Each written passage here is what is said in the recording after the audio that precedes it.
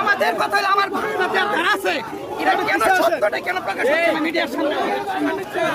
সত্যটা কেন সবার সামনে আসতে আপনি আমরা ধরে রাখেন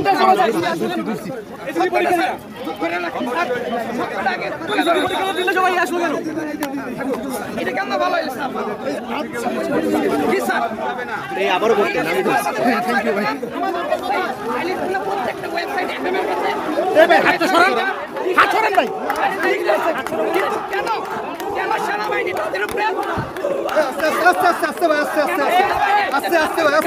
করে দেন ভাই আস্তে ভাই করে দেন আমাদের স্যারের দখল এখানে ছিল কেন সেনাবাহিনী তাদের উপরে আমি ধরাতে ভাই